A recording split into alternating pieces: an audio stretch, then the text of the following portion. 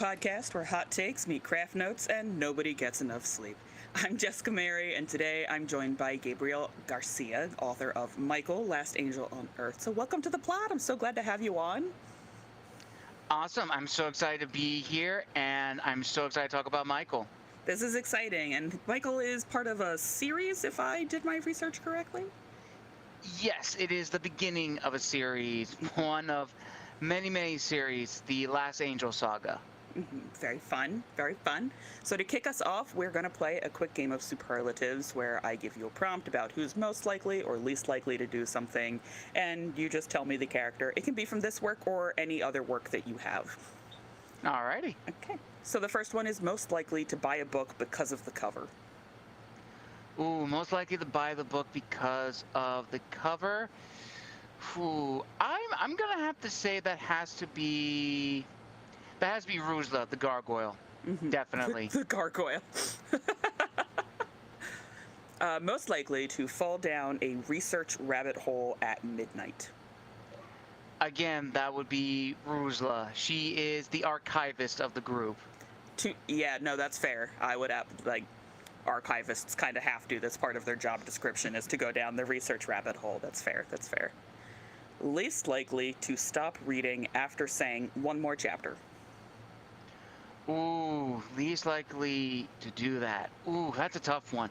If I had to choose, it might be. I have to say either Van Hilder or Horace, the bounty hunter. And not the final one. The fourth one, most likely to forget why they opened a browser tab. Most likely why they forget to open. Most likely why they did that. Oof. I'm going to say Van Hilder only because she's a gladiator. She has her mind focused on so many things. So yeah, that's definitely her. Fair, fair. And the final one is most likely to accidentally start a second project before finishing the first one. Ooh, if I had to say that, that has to be Michael. Yeah, Michael will definitely be the one to cause that. Big same. Big same. Nobody needs to look at the folder on my desktop with 500,000 half-done projects. It's fine. Brings us to our very first section of questions. So these are all about the book. According to the back copy, Barjan, am I correct pronouncing that correctly? Yes, that is correct. Okay. So Barjan was once Michael, the Archangel of War, and he now finds himself mortal and carrying the weight of all these past failures. What first drew you to a redemption story on that scale? That's actually a really good question. So when I was writing Michael, I wanted to think of, okay, we've seen a lot of stories with angels, angelic beings, demons, of course. What haven't we seen? And at the time when I was writing the initial rough draft version of Michael, I was watching, or rather rewatching, Samurai Jack, the final season. Lovely. And that's where it all started going from there. The character that we've come to know and love for many years, he's not the same person as he is now. He now has to go on a path to get to the person he was before. So I took that concept and applied it to an archangel, specifically Michael, the Archangel of War. Strip him of everything that makes him an angel, save for his nature of wanting to help, even though as a mortal, he's reluctant to help. So yeah, definitely that was the main inspiration behind that. Okay. So one of the interesting elements of the blurb is that Barjan isn't trying to save the world first, which, I mean, like most fantasy adventure, everyone's always trying to save, that's the big goal, right? He's trying to reclaim who he once was. How did that personal journey shape the larger story at hand? Absolutely. So you're absolutely right. So the main premise of the book is, he's not trying to save the world. That's going to be the end goal. But for now, he just needs to reclaim his heavenly name and just go on this redemption. And the people that he meets along the way, they kind of really show him who he once was. And ultimately, that whole reclaiming of one's name, because our name is who we are. We're never going to have another name in our lives. We'll have nicknames, but the name that we are born with, that we have, that's personal to us. Hmm. And for Michael, that is his name. It's the only name he's ever known. So he wants that name back, not just because it's his, but what that name signifies to a lot of people. Michael is the warrior. He is the protector. He is the vanguard of Heaven's armies. He needs to be that person again in some shape or form. So he has to go on a quest to redeem himself and reclaim that name that has been taken from him for so long. Hmm. So faith, forgiveness, and hope are central themes of the novel. Were those themes present from the beginning, or did they emerge as Barjon's story developed? That's actually a really good question. That's actually something that a lot of people have brought up was, is this going to be a very preachy religious book? Because there are religious undertones and themes throughout the book, Hmm. but I didn't want it to be, shoved down the reader's throat. I wanted to be a story that we could identify, with the character. Because if you look at Michael Barjon as a figure, he is a man who has been broken down to his most basic forms. He is at the bottom of the barrel, and we all love an underdog story. We all love stories that follow a character that tries to get back to that point where they feel confident in themselves. Yeah. And for Michael, it does touch on a lot of very personal themes. I didn't put a trigger warning in the book, but I have been doing it more so often in post.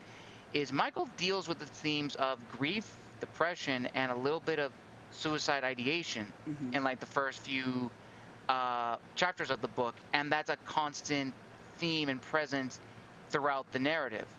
And I don't want to give too many spoilers, but there is going to be a point in the book where the reader will see, yes, it's now time he's actually shaken off that darkness. And it gives the reader a sense of, I wish we all could do this, Hmm. that we can actually just grab our darkness like in the palm of our hands and just say, get away from me. Yeah.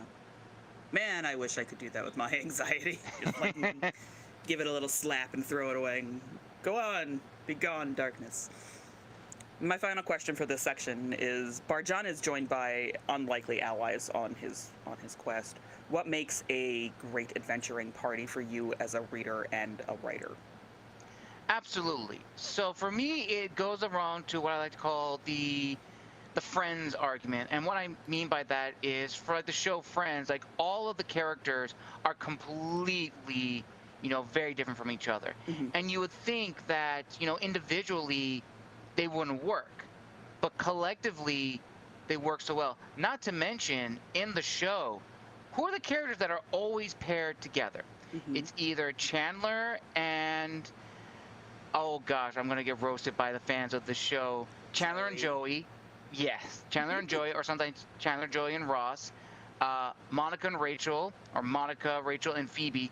Those characters bounce off each other so well, and that's what I want to do with Michael and his friends. You have a bounty hunter who's a former prince of Egypt. You have a gargoyle. You have a former Valkyrie. You have some humans that are thrown into the mix.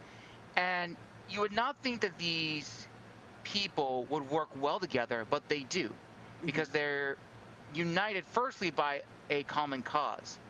But they also bring a lot of discussion and a lot of dynamics between the characters where you have, in some case, Horace asking Barjan, well, what's an angel? Like, what is that? Yeah. Because it makes sense for him to ask that because he's a character of Egyptian mythology. He's not going to know what an angel is, so that offers up a lot of discussion. Same thing for Margaret and for Barjan.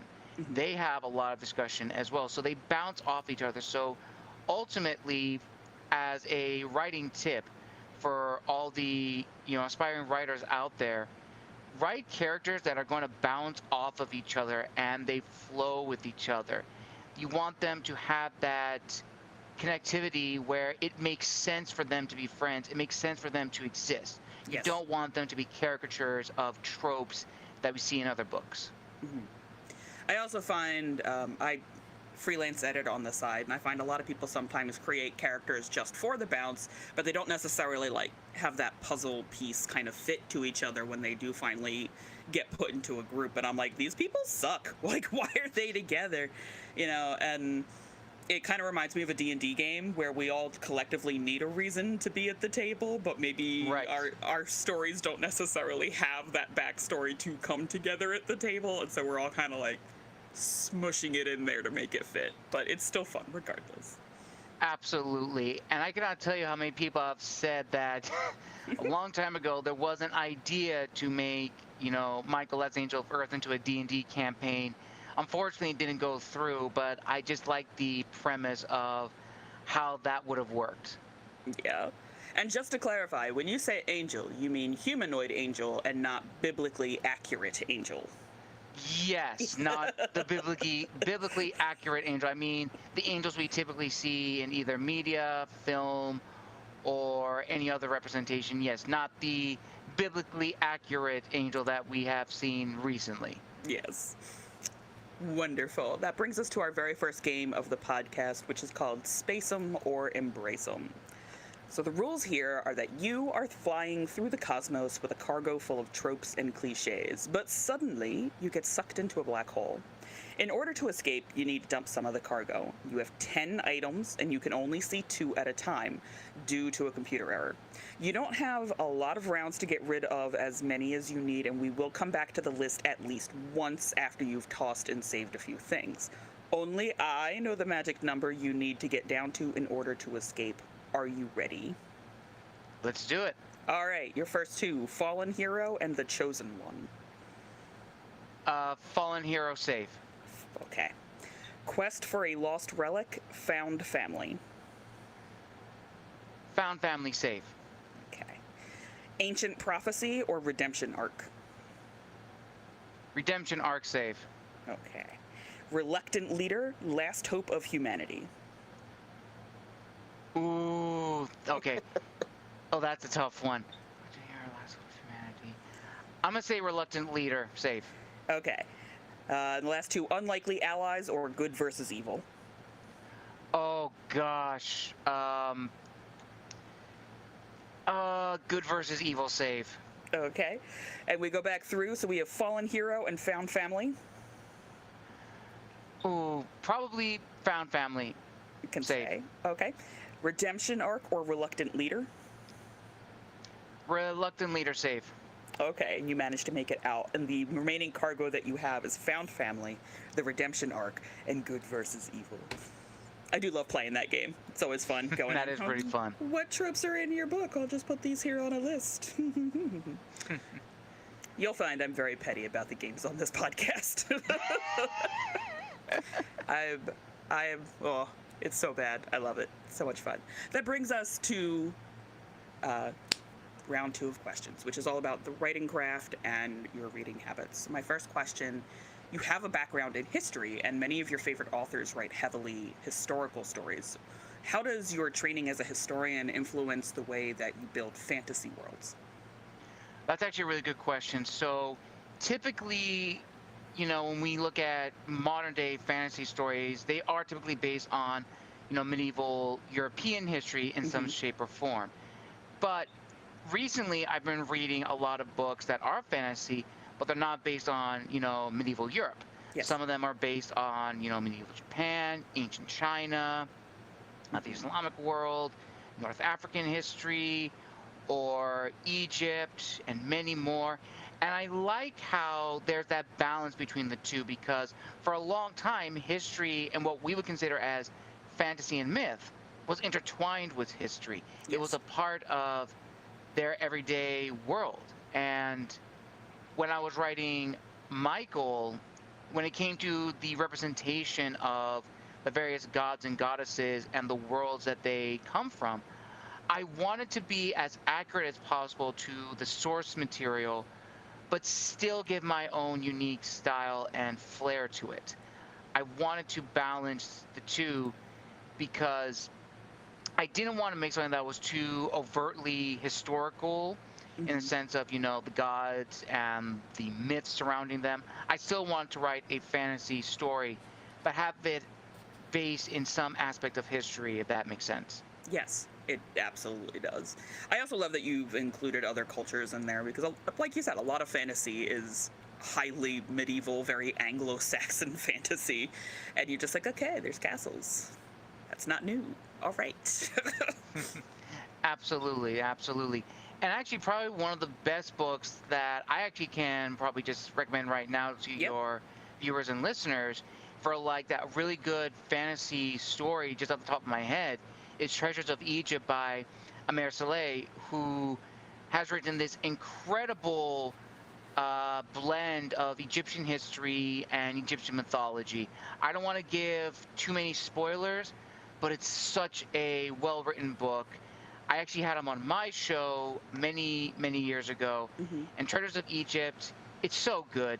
It is so good. So if there's anyone who's looking for a good book on Egyptian history with a little bit of Egyptian mythology sprinkled throughout, and you can see how it feels and breathes like Egypt, both in the human world and in the world of the gods, I highly recommend Treasures of Egypt. We'll write that down. I was such an Egypt kid. Like, it was beyond all the covers were gold and shiny. I like really had a thing for Egypt as a child, and kind of grew out of that as I became very allergic to dust, and it seemed like I would probably not be into archaeology. uh, like, all right, cool.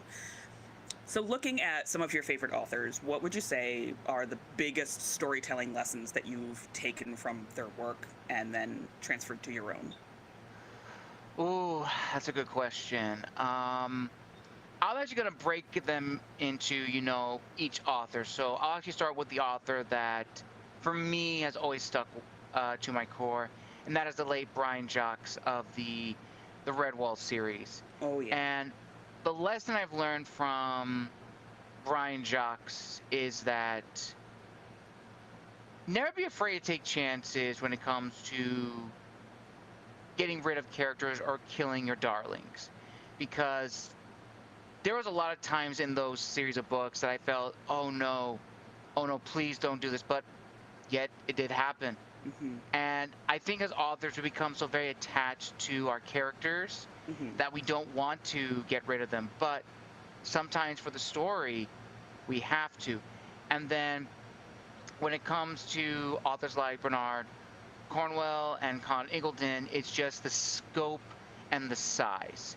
Those guys do a lot of research. They bring paths to life, which is so beautifully well done. I mean, Con Eagleton has written many books on Greek history, Roman history, and more. And you would think that because we have so much books on Roman history and Greek history, what else can these guys do? Well, that's the thing. Those eras are so expansive. Hmm. You can take a battle, you can take a war, and just build upon it. I mean, the Caesar series alone is a testament to that. And then for Bernard Cornwell, he really pushed me to, do better research when it came to writing my historical fiction series, as well as alternative history, Decimus the Wolf of Rome and Son of Persia, which are history based, but they do have fantasy elements into it. But I still want to tell a good story. And then, of course, the lead Victor Milan was Hmm. also another big influence who really helped me in terms of, experimenting with genres, seeing what works, seeing what Hmm. doesn't. And then Valerio Manfredi, having fun with ideas and topics. For those who don't know, he's written the books on The Last Legion, which was adapted into a film, and Empire of Dragons, which imagines a unit of Roman soldiers who get transported across the Parthian desert and sold into China as mercenaries. You would not even conceive of that, but it works so well. So all of these authors have played a huge role in my life in terms of story structure, character development, making the characters feel authentic and true, cinematic in some sense, Hmm. and taking the reader on an adventure, which I think at the end of the day, no matter what genre you write, you want to take the reader on an adventure and immerse them in this world that's completely different from our own. I like that. I also like the lesson of, kill your darlings, as producer Rob said to me recently, as well as a few other friends. Uh, but uh, there is something to be said about the plot armor that happens in a lot of modern day fiction, where like somebody will go into something very dangerous, but you're like, I'm not really scared because I know that nothing has happened to any of the main characters of this series. So to flip that on its head and be like, well, guess what? That main character is now dead. It suddenly makes your emotions as a reader escalate, because you're like, well, now none of my favorite characters are safe if you would harm this particular character. And I think that's a really good lesson for writers to take away. Absolutely. And I want to give another example of what you said, plot armor, and that actually comes to in Michael. There was one chapter I was really struggling with. It's like, how do I execute it?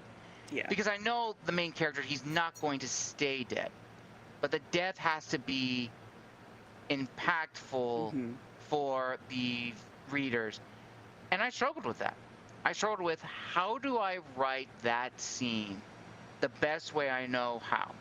Yeah. And for those that have read it, you know what I'm talking about. For those that do not know, I also want to showcase my version of what a half angel would be. So he's what we would consider almost like a demigod-esque type character, where he has super strength, he has incredible dexterity and speed and warrior skills, but he can get hurt. He can get hurt. He's not all-powerful like his former self. And for Michael, you do see that. You do see instances where he almost bites the bullet several times. And in that chapter, which I famously mauled after the Battle of Helm's Deep, the movie version, I must specify, it was a very fun scene, but a very difficult one, because you had followed this character up to this point where it's like, oh, he's actually going to do it. He's actually going to, sacrifice himself. And I'm thinking, well, how is that going to work out? And I pretty much said in the book, he has a drug. He's given an elixir that gives him everything he was when he was an angel, but there's a caveat. The more he uses it, the faster his life drains. And that's what ends up killing him for the moment. But because he's the main character, he doesn't stay dead. But it works so well. And it almost kind of goes into another writing element, which is Chekhov's gun, which is, if you introduce something that's going to be impactful, you better use it. The elixir is one of many Chekhov guns in the book. Yeah, we definitely have been talking about Chekhov's proverbial smoking gun this season as we are reading through the Hunger Games, and we're like, wait a minute, that never comes up again. What is that thing over there? Last night specifically, we were talking about certain technology and characters being like, I've seen that before, and we're like, hold up, where? Because we've never seen it before, and this is the last book of the series. When have you seen this before? Absolutely, absolutely. I think as writers, we get so immersed in our stories, but if we introduce like the magic MacGuffin in our books, we have to use it. Or if we don't use it in the first book, we at least have to mention it throughout the series. Otherwise, what was the point of ever referencing it or making a big deal of it in the first place? Yes. If you're going to draw my eye to it, you'd better have a reason for it. Otherwise, leave it alone. Yeah, absolutely. You dropped this a bit earlier, but we didn't really go into depth, but you also host your own podcast, which is Tales from the Wandering Scribe. Would you say that interviewing other authors has changed your way of thinking about your own writing process? Oh, absolutely, absolutely. And I want to give a huge shout out to all of my authors that have been on the show, even artists, narrators, editors, historians, and history buffs. I've learned a lot from them, and they push me to be a better author. And it really does help, because for us indie authors, we have built our own community in the industry where, there may be some gatekeeping from the higher ups from the big five in terms of, how do we approach storytelling, or how do we help with characters or anything like that. Yeah. And I knew nothing about the industry before I made my podcast. When I made my podcast and started writing at the same time, I started interviewing authors. Initially, it was just to, chat with friends and colleagues, but I realized there was a mission here.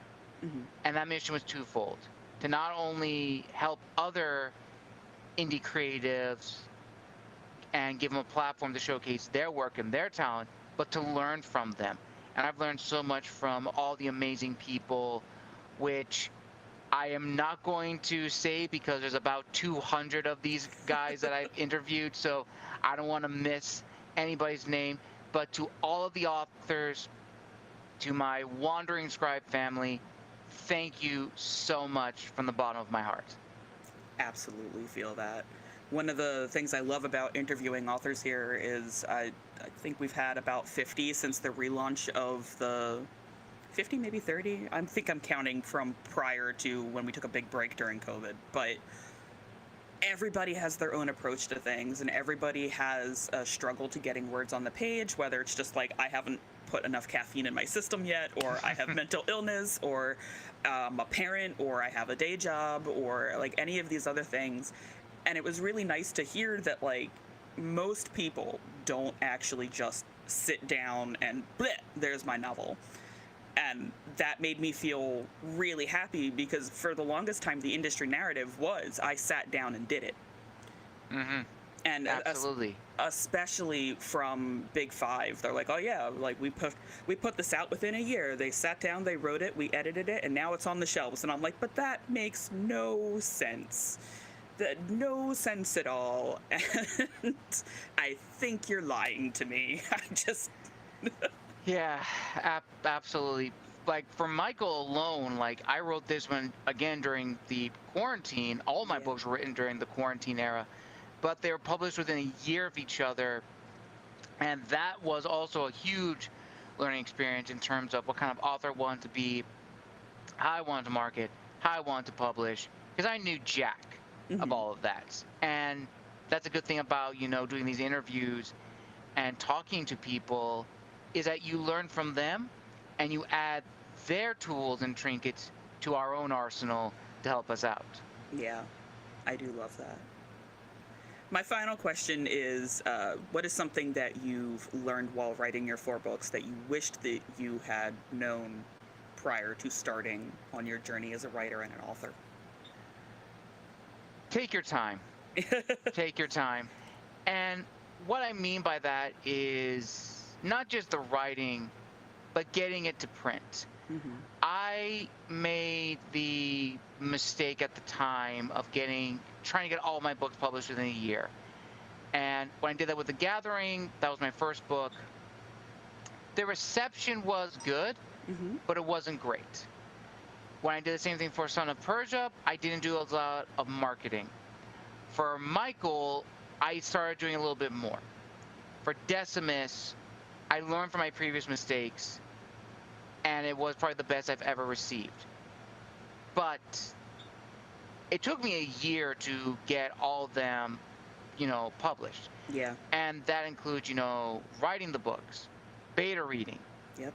alpha reading, getting it edited, going to another editor or with the same editor for another round, and getting ARC readers, and Mm-hmm. doing all the prep work. And I think what I'm doing now for my future works is I'm just going to write, and wherever I finish, that's where I'm going to begin. Okay, now I'm going to take a break, approach it again, and then if I know that it's at the point where I want it to be, then I can go through it. I'm not going to go, okay, book is done, let me get to my editor.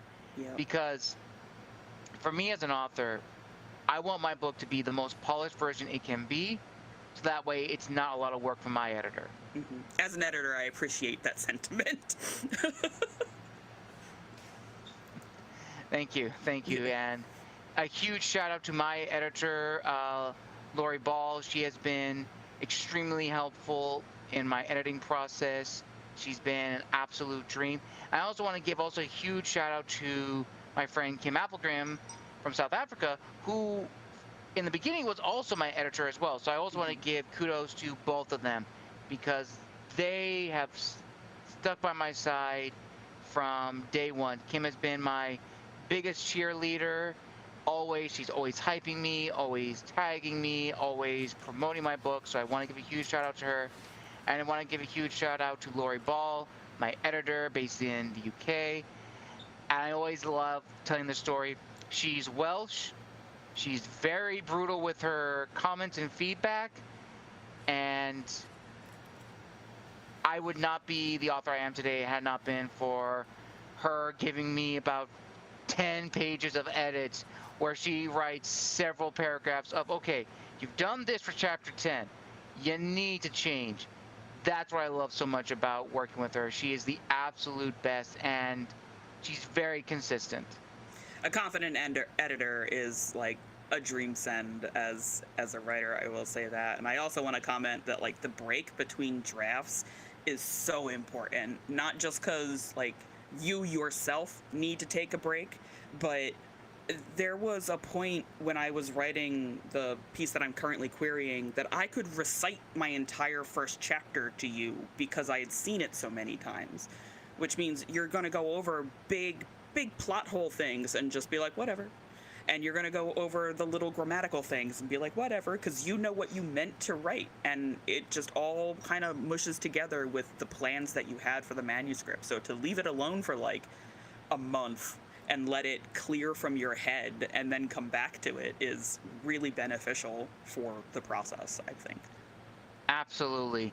Or if you're like me and you're working on multiple projects at the same time, it is quite a nightmare because my brain is working on two different things. I have a short story, I have another book, and I have a series of short stories that I'm working on at the same time. And I realize I have had to take a step back and focus on only one. Because doing all three at the same time initially was a nightmare. Yeah, I can only imagine. I used to, when I was an English major way back in the day, I would read multiple books at the same time, and I was routinely in like 6 literature classes because I was trying to graduate on time, which, by the way, for folks at home, I do not recommend doing. Do not take 6 literature classes at a time. They will blend together. No. No. Absolutely not. Would 0 out of 10. Do not recommend. But like there were times where I'd be writing a paper and just, it's college, so you haven't slept in like 4 days, especially when you're trying to read 6 books in like a day so that you can write these papers. And I'd be like, and then Mr. Darcy went to Odysseus and grabbed his bow and told him that he loved. Wait a minute. Wait, these things didn't go together. And like, forget mispronouncing a million Greek names, right? I'm just everything. Gosh. If I have to hear Antigone one more time, I'm going to scream, but it's fine. But they would all just mesh together, and that's kind of what happens. Like for me, especially when I work on multiple projects, I start blending them together, and I'm like, wait a minute, there's no magic in this particular sci-fi universe that I've built. What's going on? And then you gotta take a step back, and you have to like re-separate your brain. And so like if you are capable of working on multiple manuscripts, I am legitimately jealous of you and the ability to compartmentalize the brain to be like, this project goes over here and this project goes over here. I personally cannot do that anymore. Absolutely. Yeah, it's rough. That does bring us to the second game of the podcast. I just held up 3 fingers. I'm so glad we used the avatars now. Nobody can see me make these mistakes. The second game of the podcast, which is Never Have I Ever Spoiled My Own Book. So if you've ever been to a sleepover, it's pretty standard. Never have I ever rules. I have a statement. Never have I ever done X very common thing. And if you have done 5 or more, you have to spoil something from beyond Act 1. All right. Number 1, never have I ever accidentally revealed a spoiler while talking about my book. Yeah, that's happened. Yep. Never have I ever changed a character's fate halfway through drafting. Halfway through drafting? Nope. Okay. Never have I ever fallen down a research rabbit hole for more than 3 hours. Yes, that has happened. And that was a day. I believe that. I've done the same thing. I my husband pitched a Titanic heist story to me, and I was like, "Oh, what do I know about the Titanic?" And 4 days later, I was still learning about the Titanic, and I hadn't put any words on paper. I was like, "This is a problem." Okay. Never have I ever written a scene specifically to make readers cry. Purposefully or unintentionally? Purposefully. No, but one of my friends has accused me of doing that for one of my books. I said, like, no, I was not trying to do that. My friend's gonna pop on here and be like, "Yes, you did! You liar!" Never have I ever based a character trait on someone I know. Yes, and actually a lot of my characters are actually based off of either movie characters or a little bit about me and my own personality. So yes. Yeah, which is pretty common. Like, beyond the write what you know, I mean, that kind of personality gets stuck in your head, and especially if you've had long-term friends like that, or it's something you've been struggling with, or it's just like a part of you that you want to explore. I think that's A-okay and super fun to do. Never have I ever deleted an entire chapter after realizing it wasn't working. Unfortunately, yes, that has happened, and it was chapters because they did not flow well. I believe that. One of our other hosts here, Magdalene Ann, actually deleted their entire manuscript the night before it was due for their senior thesis. So, Ooh. yep. Yeah, they were just like, "I don't like it," deleted it, wrote a whole new draft. I was like, "You're a monster." Okay. Never have I ever added a character who wasn't in the original outline. Oh, yes, absolutely. And that's probably, true for my fourth book, Decimus the Wolf of Rome. There were characters that were never mentioned in the initial draft, but upon the recommendation of a good friend of mine, fellow author Will Solomon, he said, and I quote, "Too short, make it longer." So, had to put in some new characters. That's fair. And expand the story. That's fair. That was also your fifth thing, but we have 3 options left, so very quickly, never have I ever stayed up way too late because you couldn't stop writing. Unfortunately, yes. I have stayed up late. Too late. I believe that. Never have I ever gotten emotionally attached to a side character. No, I would not say I've gotten emotionally attached to a side character. And last one, never have I ever rewritten an ending more than once. No, I have done that. I have done that. So that's 7. You have to spoil something from beyond what you consider Act 1. Okay, so what I would consider Act 1. Oh, actually, this is perfect. This is actually in the first book. Let me see. In Part 1, Fall of Light. I want to say it is in Chapter 3, where we are first introduced to the old gods. Now, I'll play the scene out for you. Michael and his team, consisting of Uriel, Gabriel, and Raphael, have been charged with breaking the most sacred vow of an angel, never killing a human. Mm-hmm. And Michael and his team do so, but they were under false pretense. They were instructed, or rather, they assumed they were killing demons. They weren't demons. They were humans in disguise as demons. And Michael gets his wings ripped out of his body as punishment, henceforth making him mortal, a Nephilim. Mm-hmm. His second in command, you could say, I've had a lot of readers debate who technically is the second of his group, Uriel, bestows upon him her power a little bit. And on that same day, the order, or I should say, the group that Michael was once a part of, comes under attack by the forces of Lucifer. And standard demons, monsters. Michael and his friends think, okay, we've fought these guys before, we can beat them. That's when they see two giant shadows in the sky.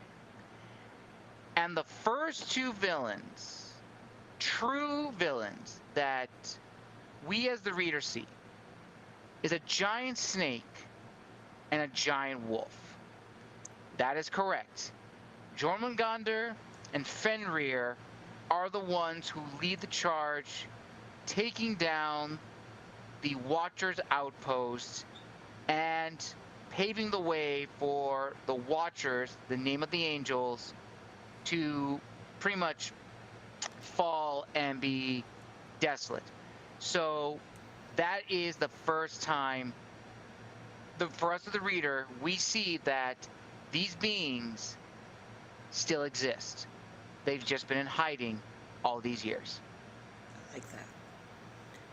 That lets us come to the final round of questions, which is just chaos. And just, I was sleepy, and I write up this last section when I'm the sleepiest possible I can be. So, if Michael, Last Angel of Earth, were a breakfast cereal, what would be on the box, and what would it taste like? Ooh, if Michael was a breakfast cereal, I would imagine it would kind of look like one of those like limited edition cereals, almost like you have for superheroes. Mm-hmm. I would definitely say, because he is an angel and wants to be here, I would say like a elevated form of Frosted Flakes, probably. I was gonna say Wheaties, but I was like, no, not Wheaties. I would say an elevated version of Frosted Flakes. Frosted Michaels. Yep. Barjon gets one day in modern Southern California. What is the first thing he becomes irrationally obsessed about? If he is in modern California, which I'm a little mad that I kind of said this for the spoiler one, but there is actually something that he does go to other places in the series. Mm-hmm. And one place that he definitely would go in sunny California, I would definitely say they become obsessed with is most likely, I don't want to say the food, I don't want to say, the coastline. He would become obsessed with maybe the resurgence of historical fencing. Maybe, I know that may be a very different answer, but I'm just trying to think for him, because he's a warrior angel, he tends to be very, private, but I could definitely see him getting involved in that and probably teaching a class. Since he is the warrior angel, he knows how to use almost all the weapons. Like it. I like it. Which character from your book would be the absolute worst person to bring on a road trip? Ooh, the absolute worst person to be on a road trip with. It would have to be Horse, only because he is a bounty hunter and he's earned a reputation. So imagine you're just driving a car and all of a sudden you get sidelined by a giant bear crocodile, Amit, the devourer of souls, and Horus says, I'm sorry, I know I wasn't supposed to put a tracker in the car, but it was the only way I was going to let her know where I was.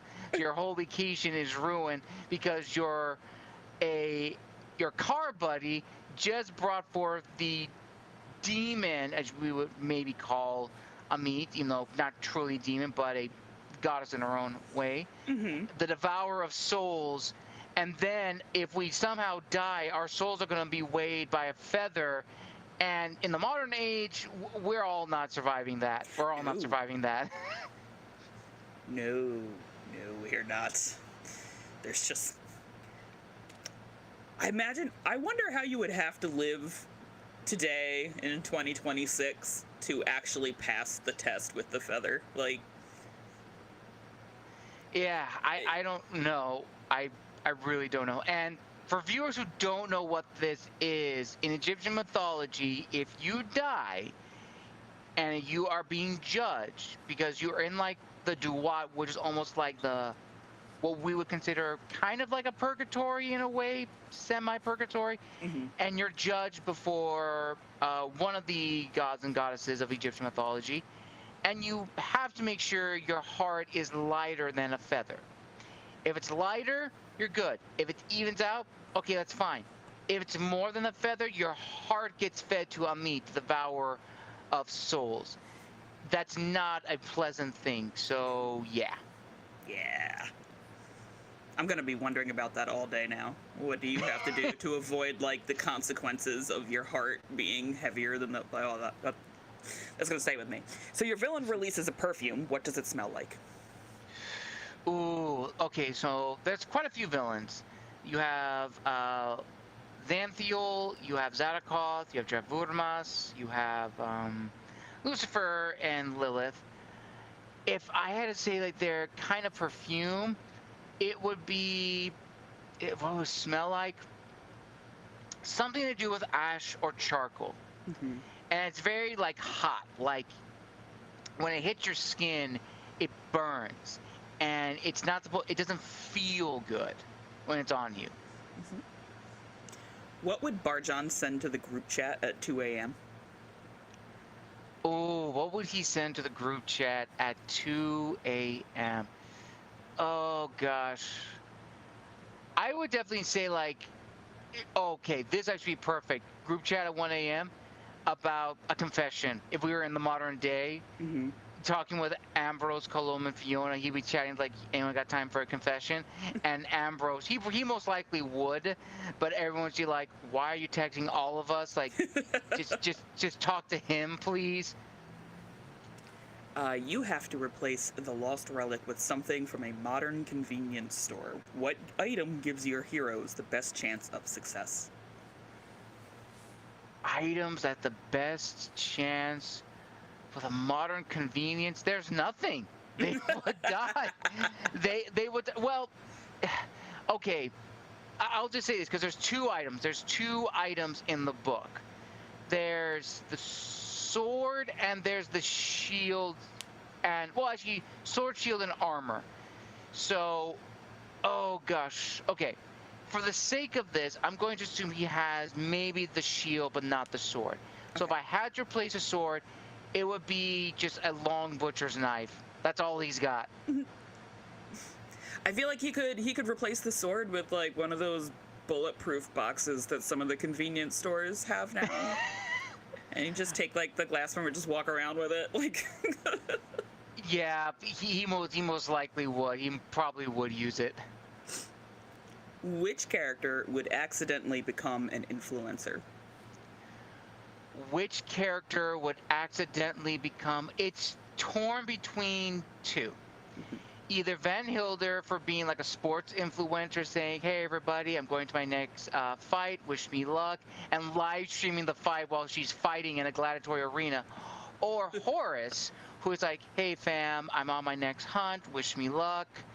And like talking about like influencing, like here's what you're going to need to go on your first bounty hunting, and doing like a product review of like the latest bounty hunting gear, whether it's weapons, armor, or potions, or if you're Van Hilder, like probably like also exercise influencers, like here's what you need to do to stay in shape as you're going into the Coliseum. It's one of those two. One of those two would definitely be an influencer. Love it. If your cast got trapped in an escape room, who solves it and who makes everything worse? Who makes solve it? It's either Ruzla. Ruzla's probably by far the smartest of the group. Definitely her. Who would make it worse?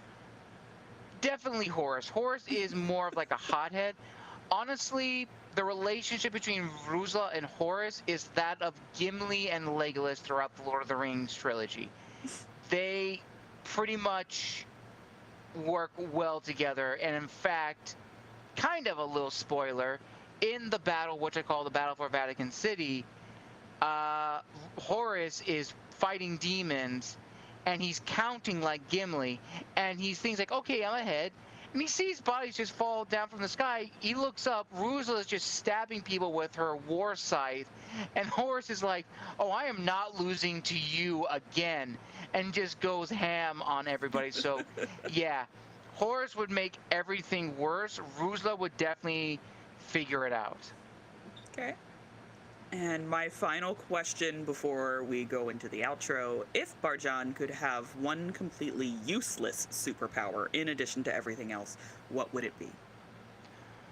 One useless superpower. Let me ask this: what would you consider to be? What would consider to be for you like a useless superpower? That you know what something's going to taste like before you eat it. Ooh, useless superpower. Honestly, I don't want to say food, but I would definitely think of Angel, super strength, super speed, useless superpower. Uh, Maybe able to see like a minute ahead, almost like what was that Nicolas Cage movie where he could predict everything and he knew exactly where it was. But no, then again, that kind of be like a pretty good power because you would Yeah, I feel know like that's like useful. Like, that would be useful. So useless, useless power. That's tough. That's really tough. I'm gonna say the food one. okay. I would definitely say the food one, even though I'm pretty sure now that I realize it, I don't think my character even eats anything throughout the entirety of the book. Somehow the characters don't eat anything, save for like a break where they have to where they're in France getting like coffee and like croissants, but they don't eat anything else. So I would say that the useless superpower would be the food one. Okay. So finally, we ask this of all of our guests. Is there anyone that you would like to thank today? You did thank a couple as we went throughout the interview, but anybody from agents to editors, writing partners to friends who had to listen about your book a million times. Ooh, again, that's a tough one. Who would like to give a shout out to that's tough because there's a lot of people I Yeah. really want to give a shout out who have been so helpful. Like Amer Saleh, Christoph of the Maximus series, Emily Lanko, Kim Applegram, Lori Ball. Uh, there's so many people I want to give a huge shout out to. It's really tough. It's really Mm-hmm. tough. Um, Actually, no. There is a group of people that I want to give a huge shout out to, and that is, of course, the people of Audio Mazes for sort of taking me in among, the first group of people for Audio Mazes, for being some of the earliest writers, Mm-hmm. and have still putting a lot of faith in me when there have been days I didn't put a lot of faith in myself as a writer. So I want to give a huge thank you to them for bringing me in and giving me the encouragement among with many others. Those guys, Sophia, Colton, Tristan, uh, Carl, all the people there, Kaylee, don't want to forget her, and the rest of the authors, editors, and narrators of Audio Mazes. Just thank you from the bottom of my heart. I love that. And last official question, where can everybody find you and your books? Absolutely. So my books are available on Amazon and Barnes & Noble in print and digital. I also have an online store at the wonderingscribe.com website where you can buy ebooks from me directly. In the process of getting an online store at the moment, so that's kind of what I'm doing right now. Well, an online store for my physical copies. I do have an Mm-hmm. online store for my ebooks. I am available on Instagram at Arbiter283. I'm also available on Blue Sky as well. You can probably just type up my name, Gabriel Garcia. I also have a LinkedIn profile, which you could find my name like that as well. That's where also I post my newsletter of upcoming guests, short stories, being part of the show, and stuff like that. And I also want to make this announcement too. If you're in the SoCal area, either in the Anaheim area, Irvine, Tustin, Orange, or Fullerton, I'm going to be at the Fullerton Library on August 22nd from noon to 4:30 selling my books. So if you want to meet me in person, that is where I will be on August 22nd. Perfect. Thank you so much for joining us today, Gabriel. And for everybody at home, you can also join us next weekend, June 20th at 3 p.m. Eastern, 12 p.m. Pacific, for our interview with Lala Thomas about her book Unexpected. In any case, that is a wrap on this episode of Booked All Night. We'd love for you to be part of the conversation, so don't forget to rate the show, drop a comment, subscribe, and leave some fan mail by clicking the link at the top of the episode description. Visit bookedallnight.co. Again, that is bookedallnight.co to join our free Discord community. We call it the Pillow Fort, where you can hang out with fellow booklets, join live author chats, play games like Jackbox, and discover your next favorite read. So grab your current read, get some highlighters, cancel bedtime, and remember to stay booked all night. Thank you so much for having me on the show, and hopefully I can be back again. Yes, come back again. I love having repeat guests. Oh, goodbye, everybody at home. Bye, everybody. See you all next time.